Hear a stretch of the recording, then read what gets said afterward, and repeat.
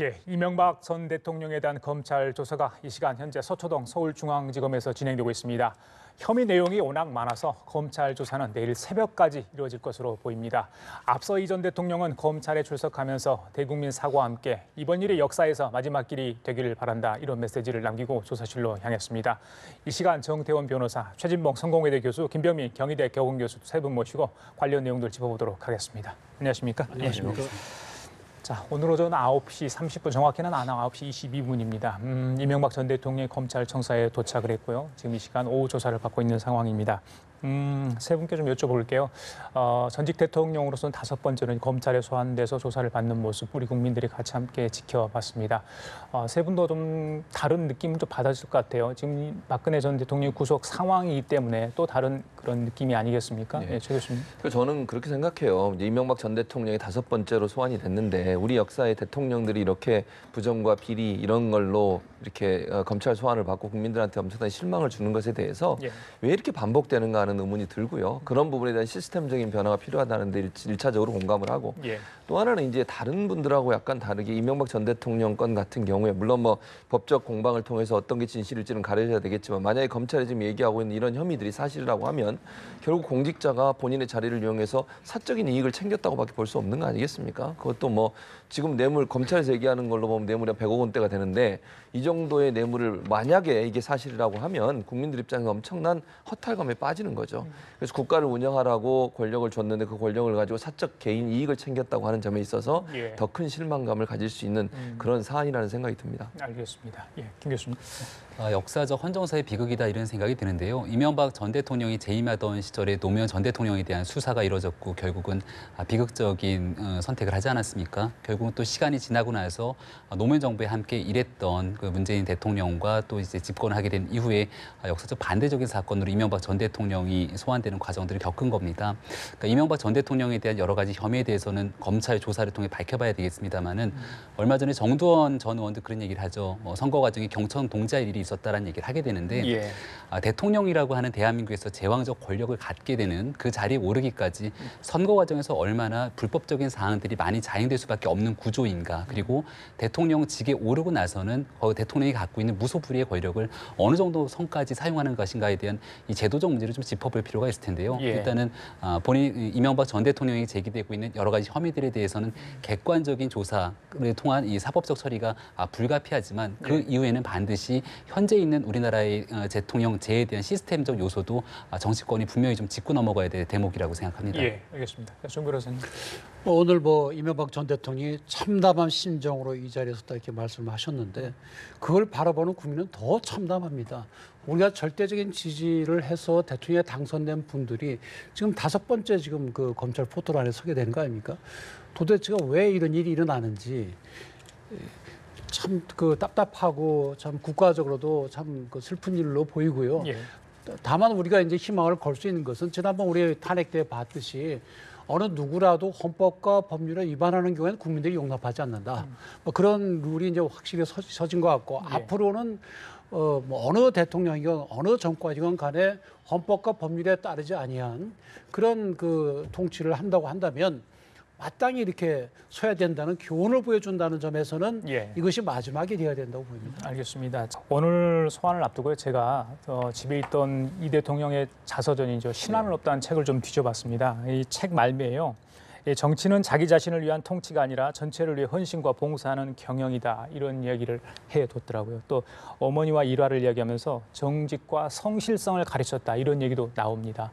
제가 그걸 보면서 전직 대통령이 검찰 조사를 받게 되는데 자, 그런 글을 쓴 분이 자기 관리가 철저하다고 하는 분이 과연 왜 이런 걸 진실을 제대로 밝히지 못하는 상황까지 직면했을까 많은 생각을 해봤거든요. 저는 그러니까 이렇게 겉으로는 정말 정직한 것처럼 하고 또 본인이 그렇게 하겠다고 약속도 하고 대통령 되면 선서됐지 않습니까? 국민을 위해서 헌신하고 봉사하겠다고. 그런데 지금 나온 이 상황들을 보면 국민을 위한 헌신이 아니에요. 이거는 거의 뭐 본인의 개인적 이익을 위해서 본인의 권력을 활용했다고밖에 볼 수 없는 것이고 지금 현재 보십시오. 예전에 특검할 때는 다 본인 편을 들었던 그 사람들이 권력이 힘이 떨어지니까 전부 다 입장을 바꿔가지고 이명박 전 대통령을 향해서 그분이 시켜서 했다라고 얘기하고 있는 상황 아니겠습니까? 예. 이런 상황까지 갔다고 하면 사실은 그 밑에 있는 분들, 그때 일을 했던 분들도 그 당시에도 황당했을 거예요. 국정원에서 돈 받아와라. 어느 뭐 예를 들면 뭐 최순용 전 방통위원장이나 아니면 그 다른 뭐 천시중 세종나무 회장 이런 사람들을 통해서 정치자금도 받고 또 비례대표 준다고 해서 거기서 돈도 받고 이런 형식의 태도를 보인 것이 과연 대통령으로 살 수 있는 일인가 하는 부분에서 엄청난 저는 실망감이 될 수밖에 없다는 생각이 들고요. 예. 정말 글에 쓴 것처럼 살았으면 이런 문제가 없었을 거 아니겠습니까? 근데 글에는 그렇게 써놓고 실제 삶에서는 전혀 그런 모습을 보이지 않았다고 하는 예. 것이 어찌 보면 돈에 대한 집착 또 돈에 대한 어떤 관심 이런 부분이 다른 사람보다 남달랐을 가능성이 있다는 생각은 들어요. 예. 그런 차원에서 결국 본인의 권력을 가졌을 때 본인의 이익이라고 하는 부분들을 더 관심을 갖고 집중해서 하다 보니 예. 결국은 저런 잘못된 선택을 하지 않았나 하는 생각이 듭니다. 예, 만약에 구속되면 이제 최악의 상황이고 그분이 이루었던 그 사람이 이루었던 신화는 이제 결국 꺾이게 되는 것이 아닌가 싶어요. 책 조목이 맞을 수도 있다 이런 생각도 해보고요. 오늘 이제 오전에 출석을 하면서 과연 이명박 전 대통령이 국민들에게 어떤 얘기를 할지 궁금했었습니다. 글쎄요. 자신의 혐의에 대해서는 뭐 가타부타 언급이 좀 없었어요. 물론 이제 국민께 죄송하다는 이야기를 했고 역사에서 이번 일이 마지막이길 바란다 이런 메시지까지 남겼습니다. 자, 두 분께 여쭤볼게요. 오늘 오전에 있었던 이명박 전 대통령의 검찰 소환 앞두고 직전에 했던 포토란에 있었던 발언 어떻게 봐야 되겠습니까? 짧지만 많은 함의를 압축하고 있었다 이런 생각이 들고요. 측근들의 이야기에 따르면 조금 더 강경하게 현 정부에 대한 비판의 메시지를 담아야 된다라고 얘기를 했지만 이명박 전 대통령은 법치주의를 지켜야 되는 과정이기 때문에 여기에 대해서 그렇게 얘기할 수 없다는 얘기가 전해집니다. 오늘 한 3가지 정도 저는 주목이 되는데 예. 전직 대통령으로서 하고 싶은 말이 많지만 말을 아껴야 한다고 스스로 다짐한다라는 측면. 그러니까 이게 이제 하고 싶은 말이 많다라는 것들은 결국 정치 보복부터 시작한 현 정부에 대한 많은 비판의 목소리를 담아내고 싶지만 검찰에 소환 조사하는 또 전직 대통령 입장에서 소환 조사를 앞두고 그런 얘기를 할 수 없다는 얘기를 예. 담고 있는 것 같고요. 가장 서두에 이야기를 하고 있는 거는 민생 경제가 어렵고 한반도의 안보 상황이 엄중하다라는 얘기를 하게 됩니다. 예. 그러니까 송구스러움에 앞서서 이 얘기를 끄집어냈다는 거는 과거에도 평창 동계 올림픽을 앞두고 국민에 대한 단합과 단결을 이야기한 것처럼 지금 본인을 향해서 제기되고 있는 여러 가지 얘기가 결국 진보 보수에 대한 이념적 프레임에 따라서 정치 보복을 가하고 있다는 인식을 지우지 못하고 있는 것 같습니다. 따라서 지금 현재 상황에 4월 달 그리고 5월 달로 예정된 남북 정상회담, 북미 정상회담의 한반도의 중요한 안보에 따라서 결국은 진보 보수가 대통합해서 한반도의 안보 위기를 해결하기 위해서는 이러한 부분들을 좀 종식해야 되진 않겠는가라고 하는 바람을 좀 담아낸 것 같고요. 마지막으로 역사에서 이번 일이 마지막이 됐으면 좋겠다라는 건 결국은 사법적 처리를 피하기 어려울 거라는 거 이명박 전 대통령 측도 저는 직감할 거라고 봅니다. 다만 그 이후에 있어서는 이런 일이 일어나지 말아야 된다는 측면들이 있는 거고 결국은 국민적 여론에 좀 호소하고자 하는 측면들도 오늘 메시지에 담겼다 이렇게 생각이 됩니다. 예. 정그라선께서 저는 어떤 기본적으로 대목이- 혐의를 부인하고 있는 거고요. 할 말이 많다는 거는 예. 내가 죄가 없다고 할 말이 많다는 걸로 해석할 수도 있거든요. 물론 뭐 내가 대통령을 지낸 사람으로서 국가 발전을 위해 통합을 위해서 할 말이 많다. 그렇게 해석할 수도 있지만 내가 할 말이 참 많은데 이제 여기서 자제한다 그런 것이 있고 또 무슨 지금 보면은 안보가 위중한 때고 민생이 굉장히 어려운 때다 뭐 이렇게 말씀을 하시는데 사실 뭐 안보 문제나 민생 경제 문제는 보수나 진보의 한쪽의 문제가 아니거든요. 우리 같이 이제 힘을 합쳐서 해결해야 될 문제인데 예. 이 사건 수사 자체를 보수에 대한 탄압에 이렇게 보시는 거는 뭐 본인 생각 그렇게 생각하실지 모르지만은 대부분의 국민들은 그렇게 생각 안 하고요. 예. 보수고 진보고 국가를 위해서 한 몸으로 나갈 때는 있지만 그래도 죄 지은 사람은 벌을 줘야죠. 예. 이 어떤 뭐 예를 들어서 이거 뭐 조금 벗어난 얘기일지 모르겠지만 미투 운동도 그렇잖아요. 왜 진보만 하냐? 그걸 뒤에 기획 공작하는 것이 있다. 이게 좀 설득력이 없잖아요. 아니 그 사람이 보수건 진보건 누구든지 간에 잘못했으면 책임을 져야지. 그럼 뭐 예를 들어 진보는 뭐 그런 거 해도 처벌 안 받습니까? 예. 보수도 마찬가지죠. 아무리 자기가 뭐 보수로 앞장서서 보수를 키웠다 하더라도 그것이 헌법과 법률에 위반되고 예. 범죄가 되면 당연히 책임을 져야 되는 거죠. 알겠습니다. 자, 직접 정치 보복이 언급은 안 했지만 그 행간에 그러니까 6 문장에는 그런 게 좀 담겨 있었다. 저희들이 이제 그렇게 좀 해석할 수 있을 것 같고요. 검찰 청사 1001호실이죠. 특별조사실 안으로 좀 깊숙이 좀 들어가 보겠습니다. 영상 조사까지 이제 허용을 했기 때문에 지금 조사가 진행 중이고 오전에 한 3시간 20분 조사를 마치고 점심 식사 후에 2시부터 오후 조사가 진행 중에 있습니다.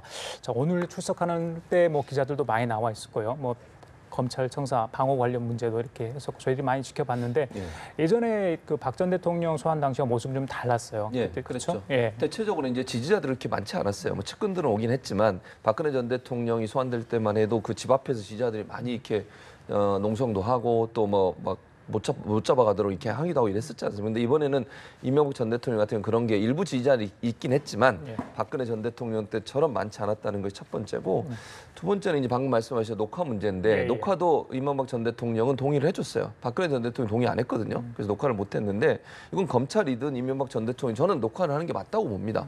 혹시나 뭐 물론 진술 조서에도 쭉 쓰지만 녹화를 해놓으면 나중에 문제가 되는 부분을 다시 우리가 볼 수 있잖아요. 예, 예. 그 확인도 가능한 부분이고 그러니까 서로가 서로에게 진실성을 얘기한다고 하면 검찰 입장에서도 그렇고 피의자 입장에서도 녹화해놓고 본인의 분리할 때 또 얘기할 수도 있는 상황이니까 예. 그 부분을 한 건 뭐 잘했다고 보여지고요. 잠깐만요. 예. 정 변호사님 경찰이나 경찰에서 이 영상 녹화하는 것 본인이 그 반대하면 거부하면 뭐 못하는 아닙니다. 겁니까? 지금 형사소송법은 어떻게 예, 되는가 그걸 하면 여쭤보고 싶어서. 이제 그 피의자에 대한 동영상 촬영이 있고 참고인에 대한 동영상 촬영이 있는데 예, 예. 참고인의 경우에는 거부하면 못합니다.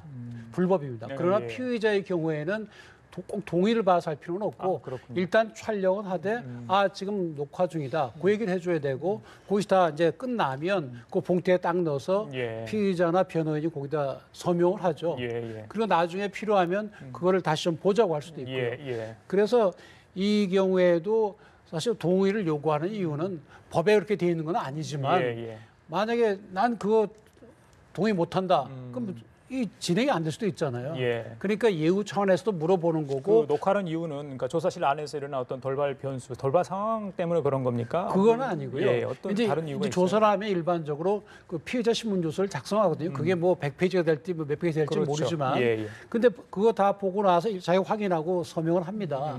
그런데 법정에 가면은 또 뭐라 그러는 거면 아니 난 그렇게 얘기한 적 없다. 예, 검사가 증거물로. 자기 마음대로 예, 예. 내가 A라고 그랬는데 A-라고 했다. 이렇게 되는 경우가 있거든요. 예, 예. 그러면 뭐 증인들 같으면 증인들 불러서 이렇게 얘기하면 맞습니까? 이렇게 하면 되는데 본인의 경우 그게 안 되잖아요. 예. 그러니까 그 조서에 증거 능력과 증명 능력, 소위 이제 증거를 쓸 수 있느냐 없느냐, 예. 또 믿을 만하냐 아니냐 그런 걸 확실히 하기 위해서 이 동영상을 찍는 거죠. 알겠습니다. 감사합니다. 예, 알겠습니다. 예, 그래서 지금 말씀하신 그 동영상 문제가 있었고 또 하나는 이제 뭐 경찰은 240명 정도 배치가 된 걸로 알려지고 있어요. 그러니까 그 전에 박근혜 전 대통령 소환 때보다는 그 인원이 좀 준 걸로 보여지고요. 그 다음에 이제 하나 눈에 띄는 게 측근들이 왔는데 그러면 이재호 전 의원이나 조혜진 전 의원 이런 예. 분들이 왔고 김영 의원도 왔는데 이제 저는 눈에 띄는 게 권성동 예. 의원이에요. 권성동 의원은 지금 국회 법사위원장입니다. 맞습니다. 예. 그 법사위원장은 법무부나 검찰을 관할하는 위원회잖아요, 국회에. 그런 위원장을 하고 계신 분이 갔다는 것이 조금 저는 이해는 안 돼요. 그러니까 본인이 물론 지지하는 건 이해를 하겠습니다만 그 자리에 가서 법사위원장이 그 자리에서 이렇게 뭐 같이 있는 것 자체가 예. 뭐 국회에서나 국민들이 국회 법사위 같은 데도 얼마나 불만이 많겠습니까? 법사위원장을 하고 있는 분이 그런 태도로 보이는 것은 저는 바람직한 태도는 아니라고 보여지고요. 예. 본인도 지금 어쨌든 뭐 조사의 대상이 되고 있는 상황인데 예. 뭐 그럼 왜 갔는지 잘 모르겠습니다. 그리고 현재 이제 검찰은 전직도 대통령에 대한 예우를 갖추어서 질문도 대통령님으로 호칭을 한다고 지금 알려지고 있습니다. 예. 그래서 아마 아직은 피의자긴 하지만 그래도 전직 대통령이라는 예우를 갖추려는 의도를 보여준다고 보여지고요. 예. 어쨌든 철저히 조사는 하되 그래도 예우에 어긋나지 않는 범위 내에서 검찰이 조사를 진행하고 있는 것으로 이렇게 알려지고 있습니다. 알겠습니다. 다시 정 변호사께 여쭤볼게요. 말씀하신 것처럼 그러니까 호칭은 대통령 임으로 하되 그 피의자의 그 조서에는 피의자로 이렇게 지칭을 해서 예, 그렇게 근데 하는 그건 거죠? 일반적으로 그렇습니다. 예를 들어 회사 사장을 불러다 놓고 예.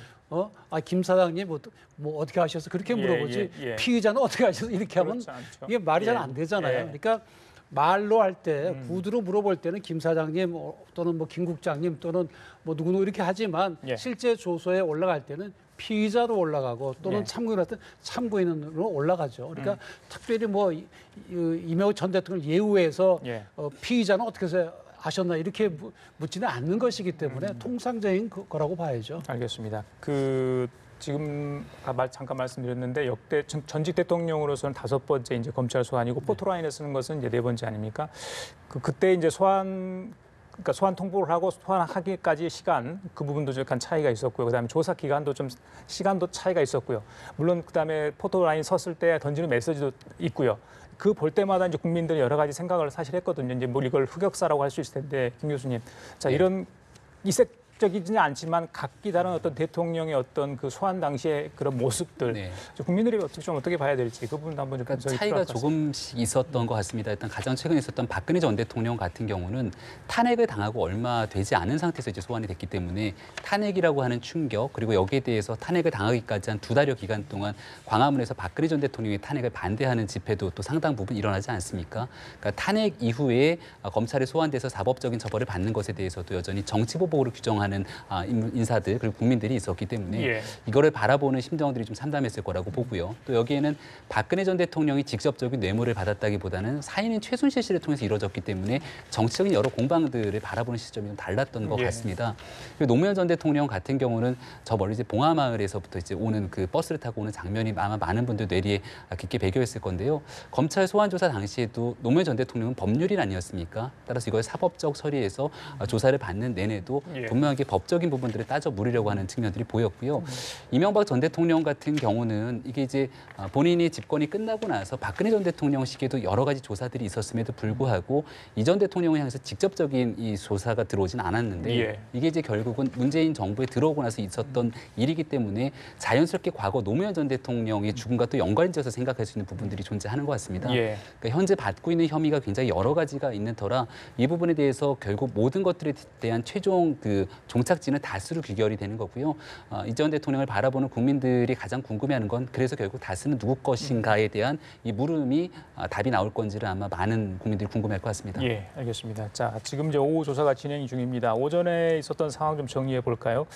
자, 3시간 20분 동안 조사를 했는데요. 그 다수 관련 등 차명재산 관리 부분이 먼저 소유 관련 부분이 먼저 이야기됐다고 합니다. 그 부분하고 제가 말씀드리고 싶고요. 그다음에 정 변호사님 그 부분 좀 답변을 좀 해주세요. 제가 여쭤보는 예, 부분은 예. 왜 먼저 다스를 해야 되는지 이유가 있겠죠. 그렇죠. 예. 예를 들어서 민간 그 뇌물로 된 거 한 100억 넘어 되는 거에서 소위 정치 자금이라고 주장하는 부분을 빼고 나면은 결국에는 삼성에서 60억을 대줬다 그런 거거든요. 소송을 다스를 위해서. 그런데 만약에 그 이명박 대통령이 다스의 주인이 아니면 이명박 대통령 관계가 없죠. 예.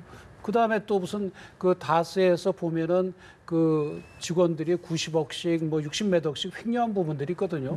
그것도 본인이 그 오너가 아니라 하면 본인하고 아무 상관도 없는 게 되는 거죠. 그래서 우선 다스의 오너냐 아니냐 그걸 이제 먼저 하는 것 같고 또 여기에 대해서 충분한 자료들이 있거든요. 예. 특검 때 모아놓은 자료도 있고 그다음에 그 뒤에 계속 진행된 것이 있기 때문에 아무래도 좀 자료가 충분하기 때문에 수사가 좀 빨라질 가능성이 있죠. 예, 다스 얘기를 했습니다만은 네. 김 교수님께 여쭤볼까요? 다스의 이 소유주 규명하는 게 왜 중요한지 20개 혐의가 있는데 이게 다른 갈래로 그러니까 말씀하신 것처럼 좀 들어가는 데 있어서 굉장히 네. 중요한가 보죠. 그러니까 실제 이명박 전 대통령에 대한 조사가 시작됐던 게 바로 이 다스에서부터 시작된 건데요. 그러니까 다스의 실소유주를 규명하고 다스에 대한 비자금 조성 그리고 과거에 있었던 정호영 특검에서의 문제는 없었는가 여기서 이제 검찰이 시작됐던 부분이기 때문에 이게 이제 중요하다 얘기를 드릴 수 있고요. 예. 국민적 입장에서 관심이 될 수밖에 없는 이유는 2007년도 대통령 선거로 돌아갈 수밖에 없습니다. 그러니까 그 당시에 한나라당 경선에서 사실상 한나라당의 대선 후보가 누가 되는지가 실질적인 대통령 선거에서 굉장히 중요했고요. 당시 박근혜 후보와 이명박 후보 간의 치열한 공방 속에 이명박 후보에게 제기된 여러 가지 의혹 중에 핵심은 바로 BBK에 관한 것이었고 여기에 대해서 이명박 당시 후보는 이제 국민 앞에서 이와 같은 내용들에 대해서 전면 부인을 한 바가 있습니다. 예. 그러니까 실제로 이 내용이 만약 사실로 규명이 되게 됐을 경우는 대통령이 되는 과정 속에서 이제 국민에게 대한 솔직하지 못했던 도덕적인 비난이 있을 수 있는 거고요. 예. 사법적인 문제로 끌고 와서 다시 한번 들여다보게 되면 조금 전에 변호사님께서 설명해 주셨던 것처럼 대통령이 당선되고 난 뒤에 청와대의 권력과 힘을 사용해서 본인의 사익을 취했는지 여부가 굉장히 중요한 건데 다스가 이제 소송을 하는 과정에서 투자금을 회수하기 위한 그 소송 비용을 삼성으로부터 대납을 받았고 예. 여기에 삼성에 대해서 사면에 대한 대가성이 있었다라면 이제 뇌물로 입증할 수가 있는 거기 때문에 이 부분을 확인하는 게 굉장히 중요하다라고 예. 볼 수가 있는 거고요. 그럼에도 불구하고 이명박 전 대통령 측에서는 그 140억을 돌려받기 위한 것에 변호사 비용을 60억을 쓰는 게 상식적으로 납득이 되지 않는 부분이다라고 해서 맞서고 있는 터라 이 부분을 이제 검찰이 어떻게 규명할지가 핵심인 것 같습니다. 예. 그러니까 만약에 다스가 그 MB 소유가 안 일어난다면 뭐가 문제가 되는가 하면 지금 말씀대로 삼성이 대신 내준 소송 비용 60억 그건 무죄죠. 자익이 아니니까. 그다음에 BBK 투자금을 회수한 게 있거든요. 140억을. 그렇죠. 그것도 무죄죠. 자기가 관계 없으니까.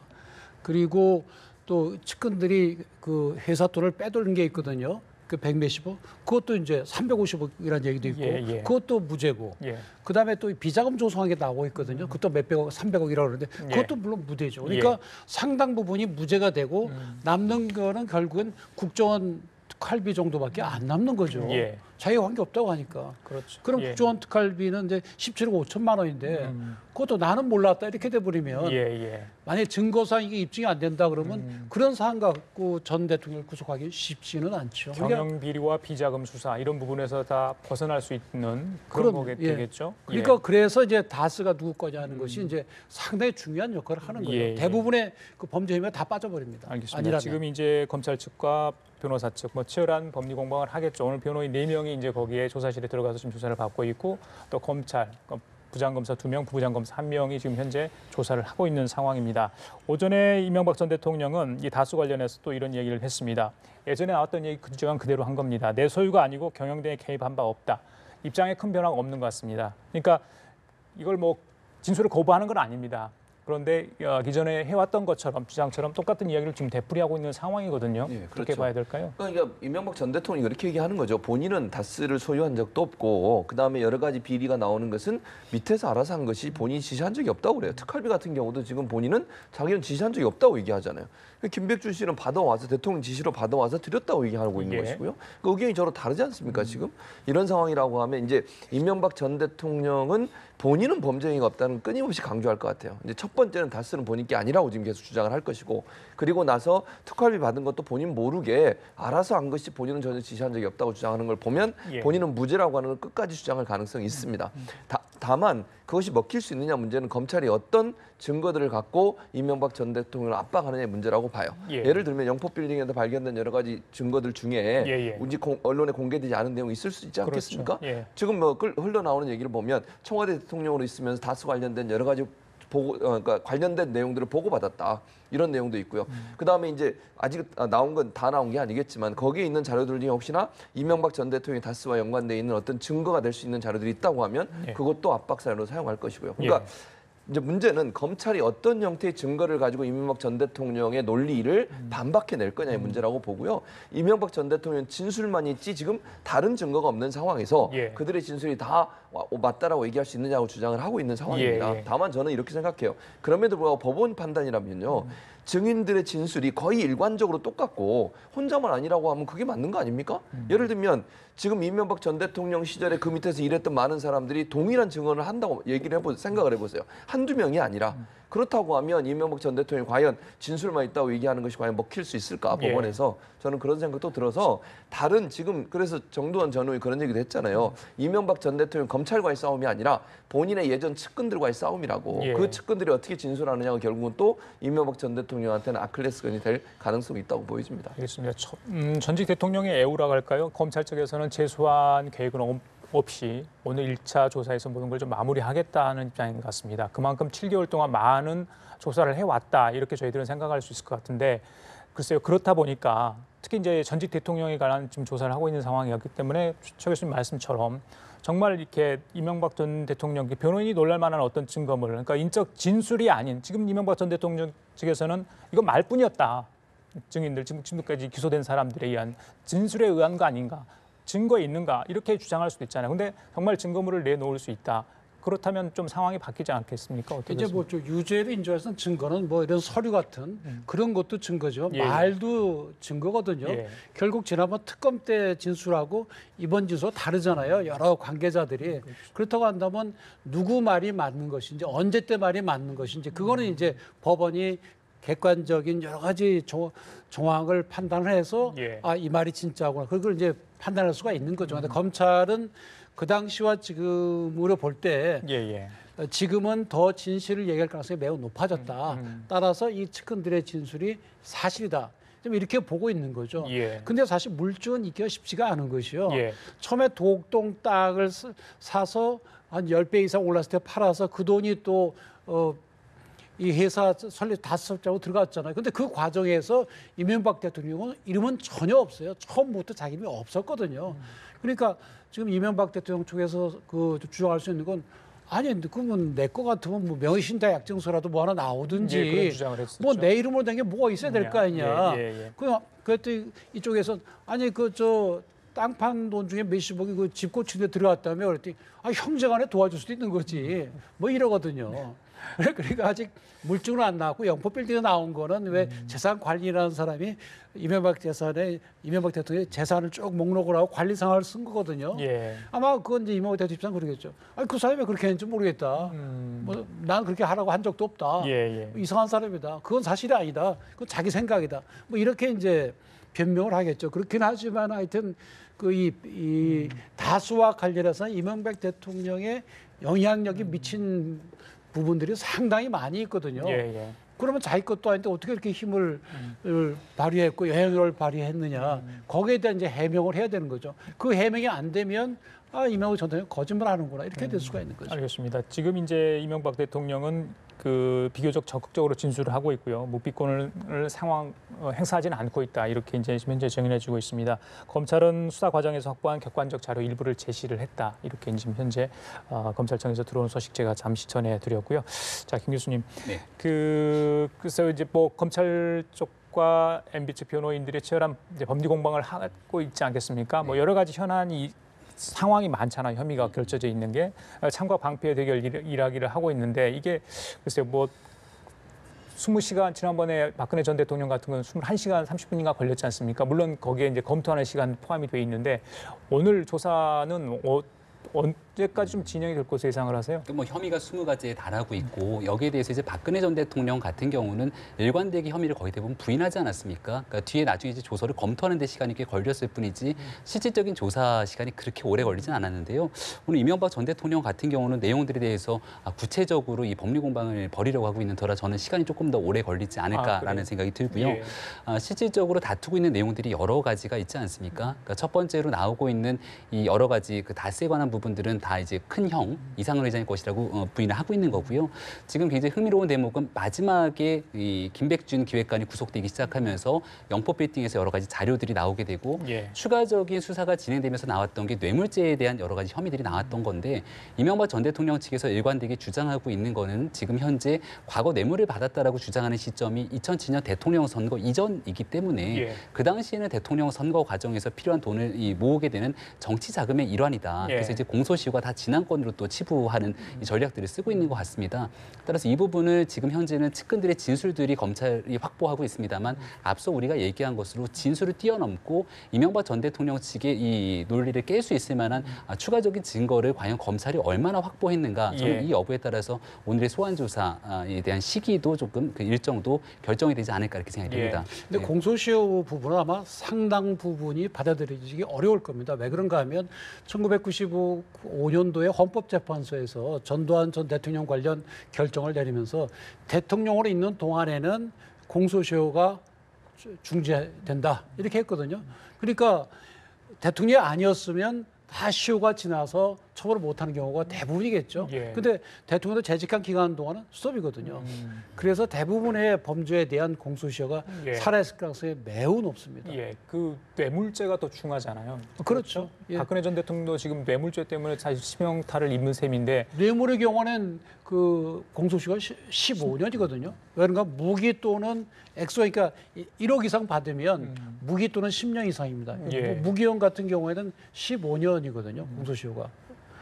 그리고 뭐 그 밑에 것이라도 예. 10년이거든요. 예. 액수가. 근데 예. 지금 뭐 100m 그렇게 나오니까 뭐 뇌물죄가 시효 완성됐다 그런 얘기 그 있을 수가 뇌물을 없죠. 받은 신분, 그러니까 공무원 신분이면 더 가중이 되는 건가요? 그것도 있습니까? 그러니까 이제 그거는 그 대통령이 되기 전에 받은 거지만 예. 우리 형법에는 공무원이 되려는 사람한테 주는 것도 뇌물로 보거든요.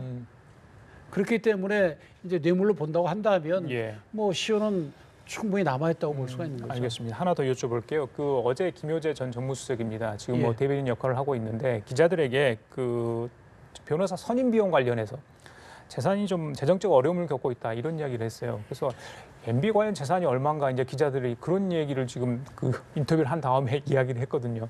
어떻게 보세요? 선임 비용이 실제 그렇게 많이 이렇게 또 그 비용이 많이 드는지 대형 로펌에 문의해 보니까 변호사 비용이 시간당 90만 원이었다. 뭐 이렇게 이야기를 하더라고요. 그렇죠. 그렇게 되면 저도 뭐 상당히 넉넉한 생활을 살아왔을 거 본데 저는 예. 뭐 명성의 미국 변호사도 있죠, 예. 검사도 했죠, 예. 뭐 대학교 총장도 했죠.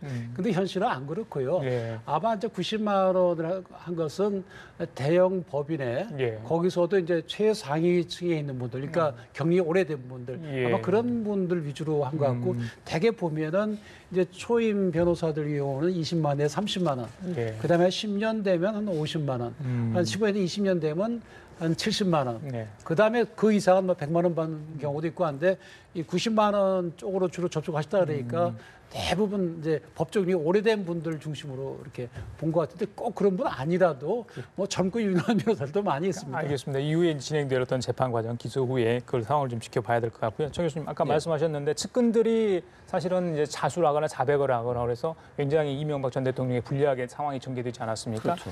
배반이라고 해도 될지 모르겠습니다. 예, 이런 상황이 벌어진 이유는 어디 있다고 저는 보세요? 그분들 스스로가 본인이 처벌을 받지 않으려는 시도라고 봐요. 그러니까 그전에는 살아있는 권력이었잖아요. 특검 때만 해도요. 당선되고 나서 특검한 거 아닙니까? 당선자 신분으로. 그 상황에서 그러면 증언을 제대로 하겠습니까? 살아있는 권력 앞에서. 그런데 지금은 이제 뭐 이미 이제 권력은 끝났고 네. 아니면 지금 이명박 전 대통령 주장처럼 자기들이 알아서 했다고 지금 몰고 가는 거 아니겠어요? 그럼 모든 걸 본인들이 뒤집어 써야 되는 상황이 되는 거예요. 예, 예. 김백준 지금 관리관 같은 경우도 만약에 특활비를 이명박 전 대통령이 지시를 안 했다고 생각해 보세요. 그럼 본인이 그냥 받은 거 아닙니까? 그러니까 이명박 전 대통령이 지금 알아서 그들이 받은 거지 나는 지시한 적이 없다고 얘기를 하고 있는 것이고요. 예. 그러니까 모든 문제를 자기 측근이고 밑에 있었던 사람한테 이렇게 미루니까 결국 그분들 입장에서는 이게 억울할 수밖에 없는 거죠. 본인들은 단지 시켜서 했을 뿐인데 본인들이 지금 모든 문제를 뒤집어 써야 되는 상황이 되니까 본인들 입장에서는 입장을 바꿀 수밖에 없는 상황이다. 예. 그리고 지금 여기서 말하는 많은 분들이 그런 얘기를 하지 않은 본인이 진실을 얘기 안 하는 순간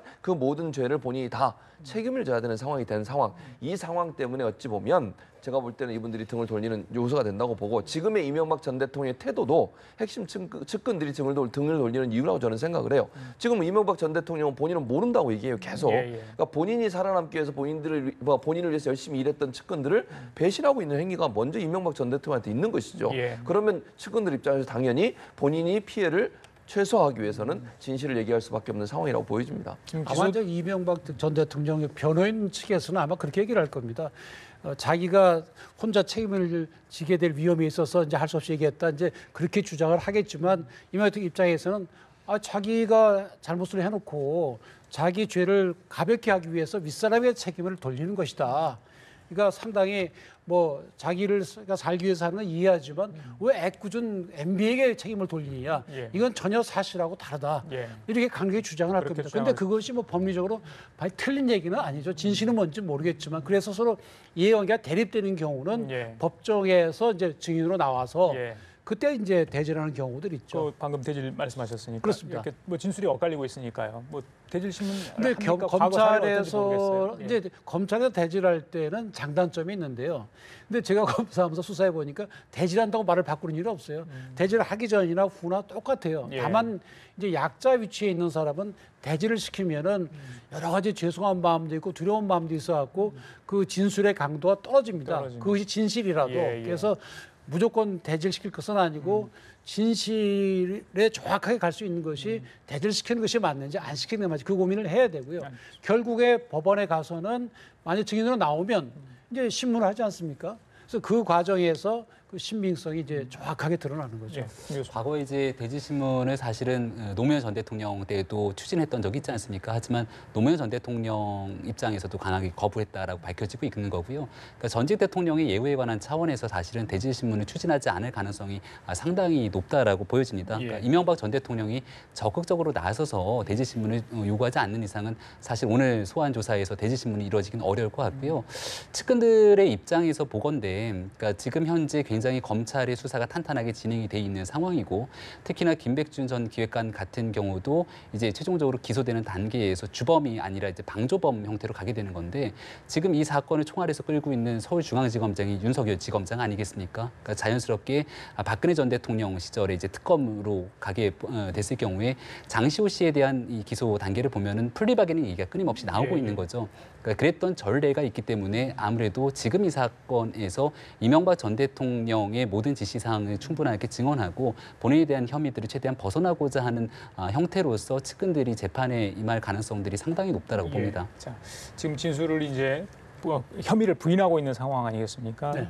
구속 영장 청구 가능성, 또 구속 가능성 어떻게 이 보십니까? 혐의가 인정이 된다면 구속이 불가피하지 않다는 생각이 듭니다. 왜 그런가 하면 우리가 이제 형사소송법상 구속이 되려면 우선 이제 죄의 혐의가 어느 정도 소명이 돼야 됩니다. 100% 입증은 아니라도 그다음에 또 증거인멸의 염려가 있어야 되고 또 도주할 염려가 있고 이게 세 개 다 있어야 되는 것은 아니고 예, 예. 그중에 이제 어느 것이 있으면 되는데 예. 우선 도망이 안 가겠죠. 그러니까 도주의 염려는 없는 걸로 보이고 증거인멸의 염려라는 건 결국에는 이제 뭐 그 측근들을 해유한다든지 그런 건데 글쎄요, 뭐 그것에 대해서는 이제 해유할 수도 있다고 볼 수도 있고 예. 없다고 볼 수도 있는데 이제 제일 중요한 것은 이것이 혐의가 어느 정도 소명이 됐느냐는 문제인데 아마 검찰의 지금 뭐 발표대로라면 예. 상당한 부분이 소명이 돼 있고 예. 그리고 이 20개 가까운 모든 것이 다 유죄로 100% 나올 거라야만 그 구속죄가 발부되는 건 아닙니다. 그 중에서 중요한 부분이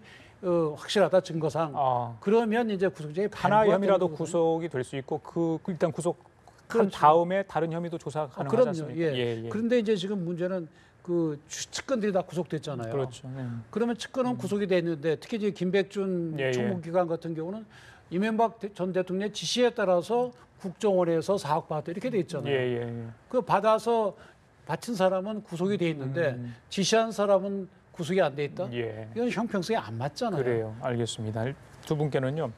구속 여부, 만약 구속됐을 때 이제 선거가 얼마 남지 않았습니다. 정치권에 얼마나 영향을 미칠지 오늘 뭐 자유한국당, 민주당 각 당이 뭐 반응도 내놓았습니다만은 그건 뭐 그 여야 입장이 워낙 또 상반되기 때문에 제가 굳이 언급을 않겠습니다만은 지방선거에 미칠 영향을 좀 두 분이 간단하게 이야기를 먼저 해주시죠. 일단 이제 저는 그래서 지방선거에 영향을 최소화하기 위해서 사실은 빨리 이걸 해야 되는 거죠. 지금 하는 게 이걸 그렇다고 미룰 수는 없는 거잖아요. 예를 들면 그러면 모든 조사가 다 끝났고 이명박 전 대통령의 소환을 그럼 6월 이후로 지방선거 이후로 넘기자. 이것도 저는 말이 안 된다고 봐요. 그럼 그 사이에는 뭐 어떻게 할 겁니까? 그래서 저는 빠른 시간 안에 문제가 해결되고 또 이게 지방선거에 직접적인 영향을 미친다고 생각하는 것도 뭐 안 미칠 수는 없겠죠. 아무래도 여러 가지 영향을 미치고. 근데 지금 현재로 보면 박근혜 전 대통령 같은 경우에는 조금 차원이 다르다고 봐요. 이명박 전 대통령 전 대통령 아니겠습니까?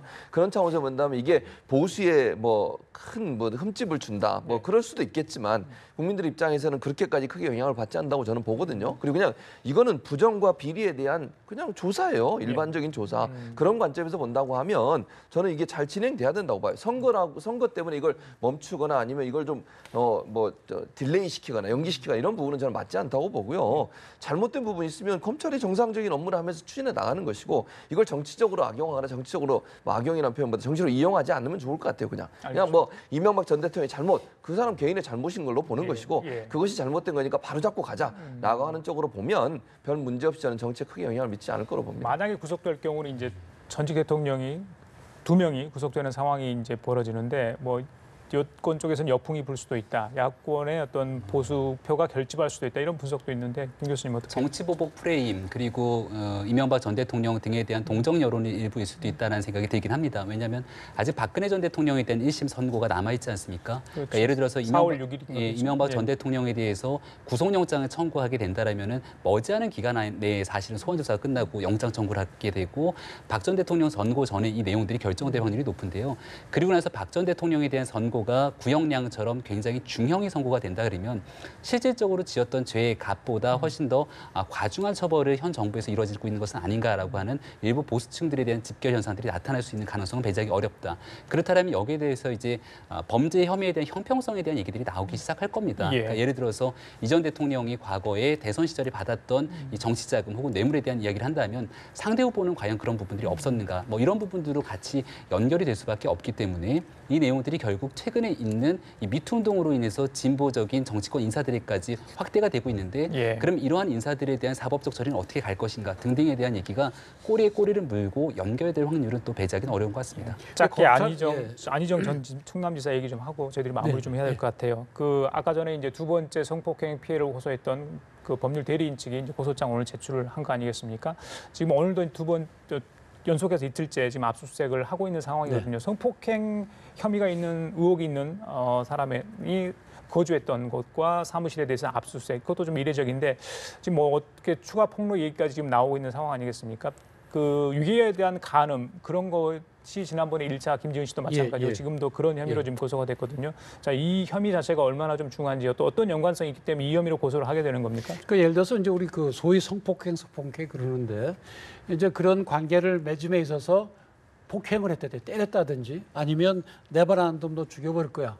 라든지 이런 것은 폭행 또는 협박을 통해서 한 것이기 때문에 그건 강간죄로 3년 이상 징역을 받습니다. 근데 그것이 아니고 난 뭐 너를 때린 적도 없고 자르게 또 한 적도 없고 그렇거나 하지만 그 사람의 위치로 볼 때 거부할 수 없는 그런 위치에 있는 경우는 이게 업무상 위력에 의한 간음이 되는 거죠. 그래서 때리거나 그런 게 아니더라도 지금 근데 안희정 지사 같은 경우에는 지사일뿐만이 아니라 지난번에 대권에도 출마했던 분 아닙니까? 그 내부 경선에. 그렇다고 한다면 이 여직원들 입장에서 볼 때는 감히 같이 할 수 없는 그런 위치에 있는 거죠. 근데 그런 위치 때문에 반환을 못했다고 한다면 그 업무상 위력에 의한 간으로 볼 수 있는 거죠. 그래요. 알겠습니다. 자, 이 정도로 정리를 하겠습니다. 지금까지 정태훈 변호사, 최진봉 성공회대 교수, 김병민 경희대 개공교수였습니다. 말씀 감사합니다. 예.